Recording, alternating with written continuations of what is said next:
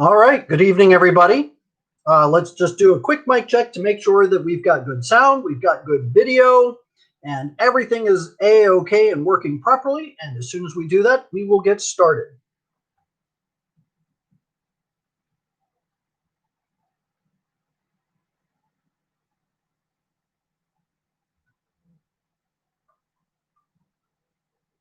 A-OK. All right, got the thumbs up. Why don't we go ahead and begin with our prayer? In nomine Patris, et Filii, et Spiritus Sancti. Amen. Ave Maria, gratia plena, Dominus tecum, benedicta tu in mulieribus, et benedictus fructus ventris tui, Iesus. Sancta Maria, Mater Dei, ora pro nobis peccatoribus, nunc et in hora mortis nostrae. Amen. Our Lady of Victory, pray for us. In nomine Patris, et Filii, et Spiritus Sancti. Amen. All right, good to see you all again. Looks like we've got close to 100 people in the group this evening, which is a good sign. So what I want to do, let's see. We have a whole lot to cover. I've got a lot of notes that I've put together and a lot of material for us to go over, and it's going to take a while. So I hope that what we cover I can do within the next hour. Before I begin, I want to invite all of you who are not regular members of the Anchor team, also affectionately referred to as the A team, to be able to join the A team. It's just $15 a month. Let me give you a little bit of the synopsis behind the A team, the Anchor team. We changed it from the Inner Circle. We used to be called the Inner Circle. We had been for the last, almost 2 years now.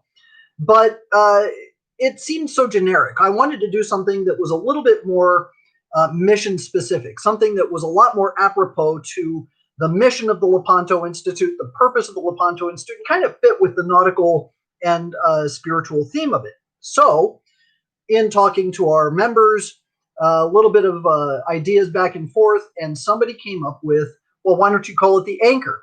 And I thought, okay, I like the Anchor. The Anchor is a reference to Our Lady. The anchor is also a sign of the cross.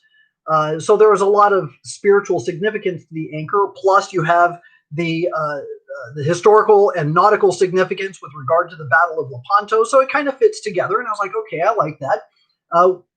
Because we're a group, we should be a team. So therefore, we called it the Anchor Team. And the imagery that I came up with, I wrote this when I proposed the name, and everybody liked it, and so that's what we went with. What I wrote, I said, in the old days, it took a strong team of men pushing a large wheel that would collect... Sorry, there's a moth flying around. Okay. In the old days, it took a team of strong men pushing a large wheel that would collect the chain and raise the anchor of a ship. Today, it will take a strong team of Catholics committed to the chain of the Rosary to lift the anchor, which is Our Lady, into the bark of Peter. And they like the imagery, they like what we came up with, and so I invite all of you to be able to join the Anchor team. It's just $15 a month, which is really not bad at all. And what it does, the money goes to supporting the mission and the work of the Lepanto Institute. It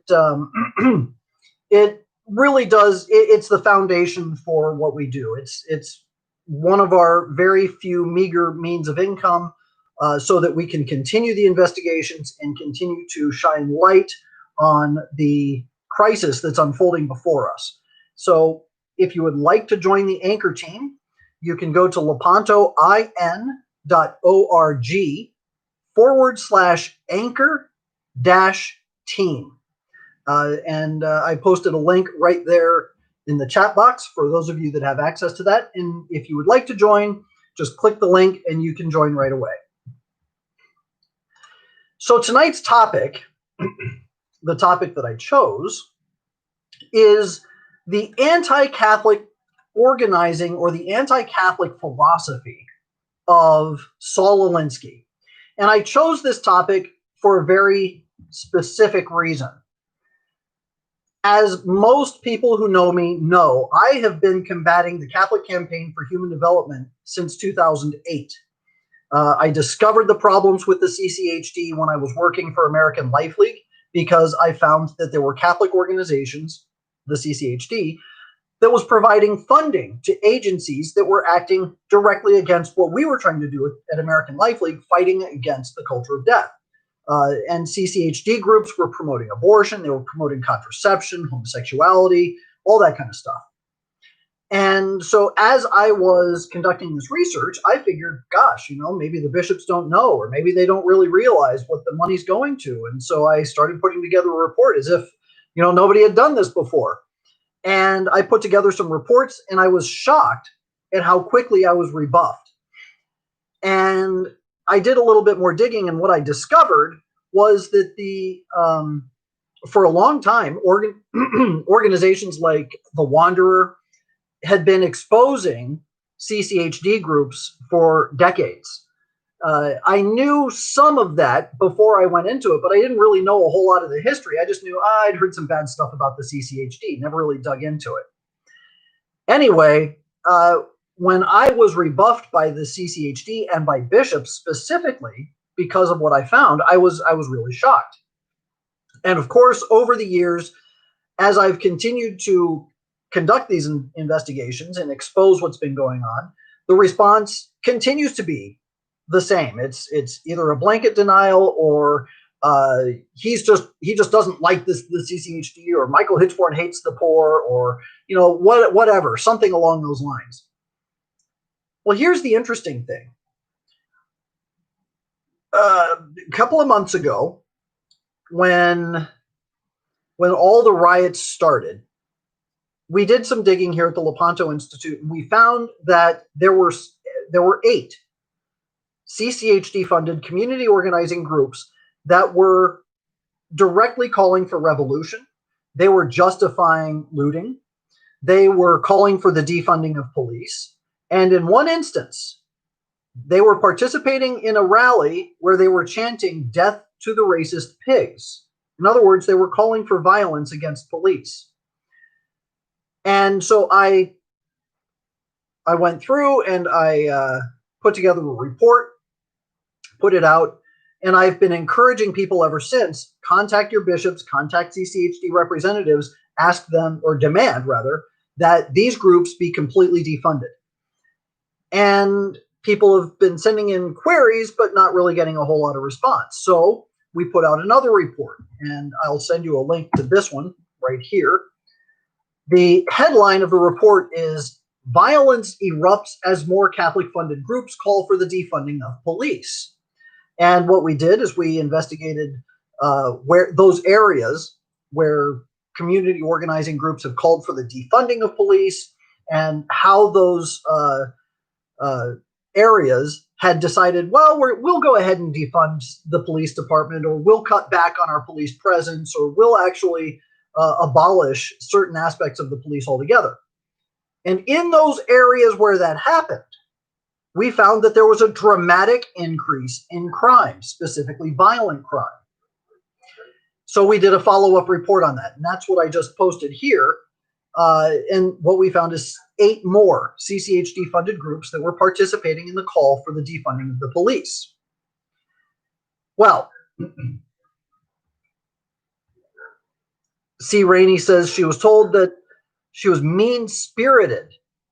That means that seems to be the term for those who shine a light on social justice. Yeah, that's exactly right. Now, some of the responses that people have been getting back seem to be the same talking point.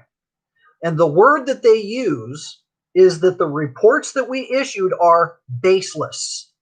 Baseless. That means without foundation. That means that the charges and the concerns that we have, that there is absolutely no foundation or evidence to back up what we were saying, despite the fact that what we had put forward in the reports, as you can see at the link, is that everything that we stated in our reports is backed up with links and screen captures of the social media statements made directly by these social justice organizations. So either the CCHD is saying it's baseless because those groups aren't getting funding from the CCHD, which would be a lie, because we know directly from the USCCB's published grant list that that's exactly what happened. Or they're just trying to say that the allegations are unfounded because the claims that they are calling for the death of police isn't true, because they weren't actually meaning to say that they wanted racist police officers to die, but it was just kind of a rallying cry. That could be their reasoning. Whatever the reasoning is, they don't give it. They just simply say that our reports are baseless. Well, it kind of irritated me. So I figured, why don't we do a deep dive and figure out what it is that the CCHD funds? Now, the CCHD was created specifically to fund Saul Alinsky's community organizing groups. That's why it was created. Saul Alinsky was good friends with a guy named Jack Egan. And I'm going to get into some of this in a little bit. Jack Egan worked for the Archdiocese of Chicago. And Jack Egan facilitated the first set of funding through the Archdiocese of Chicago to Saul Alinsky and his community organizing group called the Industrial Areas Foundation. This led to Cardinal Bernardin, who became later the Cardinal Archbishop of Chicago, to establish a national collection for the Campaign for Human Development. And this was done through the National Conference of Catholic Bishops, NCCB. That was before it became the USCCB. So it goes Alinsky to Egan to Bernardin. And that's how we got a national collection. And the national collection was established to fund Saul Alinsky's community organizing groups. That's why it exists. So anyway, I wanted to take a look and show you what it is that Saul Alinsky says, who he is, and what the community organizing groups purport to be. Now, we often see references to Saul Alinsky as a Marxist or as a socialist, but the fact of the matter is that Alinsky was never officially a member of the Communist Party. That said, his affinity for the communists is well known. He even freely admitted to having worked closely with communists and admiring their party platform. Alinsky wrote 2 books. These books serve as a foundation for community organizing networks. And what we find is that what we find is what he wrote in the books, Reveille for Radicals and Rules for Radicals, and that those 2 books most definitely espouse Marxist class warfare and revolution, very much in line with the philosophy of his Marxist friends. After graduating from the University of Chicago in 1932, Alinsky started working with the communist agitators in the AFL-CIO. In an interview with Playboy magazine, he admitted to actually fundraising for the communists in Spain during the Spanish Civil War. In fact, Alinsky's collusion with communists was so close that he said that the communist platform stood for all the right things. Here's what Alinsky said about his work with the communists. This is a direct quote from his interview with Playboy magazine. Quote, I knew plenty of communists in those days, and I worked with them on a number of projects. Back in the 30s, the communists did a hell of a lot of good work. They were in the vanguard of the labor movement, and they played an important role in aiding blacks and Okies and Southern sharecroppers.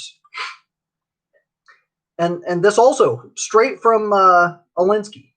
Anybody who tells you he was active in progressive causes in those days and never worked with the Reds is a GD liar. Their platform stood for all the right things, and unlike many liberals, they were willing to put their bodies on the line.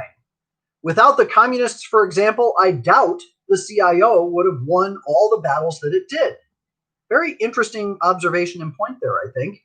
The AFL-CIO was most definitely a tool of the Communist Party. He goes on. I was also sympathetic to Russia in those days, not because I admired Stalin or the Soviet system, but because it seemed to be the only country willing to stand up to Hitler. I was in charge of a big part of fundraising for the International Brigade, and in that capacity, I worked in close alliance with the Communist Party. I think the communists of the 30s deserve a lot of credit for the struggles they led or participated in. Today, the party is just a shadow of the past, but in the Depression, it was a positive force for social change. A lot of the leaders and organizers were jerks, of course, but objectively, the party in those days was on the right side and did considerable good. End quote. So clearly, Saul Alinsky was very closely aligned with communists. Now, during the period of Alinsky's collusion with the communists, he met Bishop Bernard Schiele, an auxiliary bishop for the Archdiocese of Chicago. And Bishop Schiele began introducing him to Catholic priests throughout the Archdiocese. Shortly thereafter, Alinsky started organizing Catholic priests through an organization that he called the Back of the Yards Community Organization. And he spent the rest of his life working with the Catholic Church in community organizing. In 1941, Alinsky wrote that through his organizing of the Back of the Yards Community Organization, he quickly realized the important role the Catholic Church had to play in order for his schemes to succeed. This is what he said, quote, "A survey of the possibilities for community organization of the residents of the Back of the Yards neighborhood reveals two basic social forces which might serve as the cornerstone of any effective community organization, which would first be representative of the people of the community, and second, by the very virtue of such representation, possess the necessary strength to effect constructive changes in the life of the Back of the Yards neighborhood." And this is the money quote here. These two elemental social institutions are, first, the Catholic Church, and second, organized labor. In 1940, Alinsky created the Industrial Areas Foundation, and the purpose of the IAF is ostensibly to help local religious congregations and civic organizations create what are called broad-based organizations. Now, the IAF is one of the primary community organizing groups receiving the lion's share of funding from the CCHD. And what I'm going to talk about that a little bit more in a bit.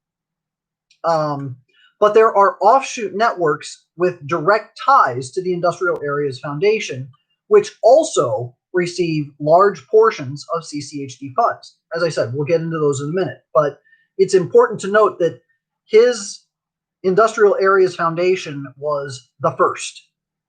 It was the first. It was founded in 1940, and as he created the community organizing groups and wrote Rules for Radicals and wrote Reveille for Radicals, out of that effort came the plethora of community organizing groups that we see throughout the country now.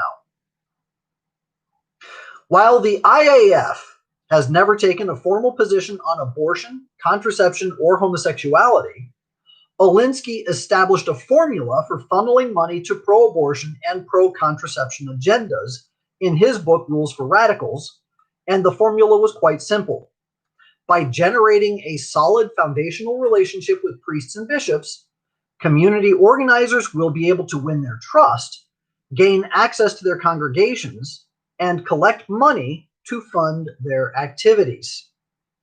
This is from pages 93 to 94 of Rules for Radicals. Quote, "One of the factors that changes what you can and can't communicate in relationships.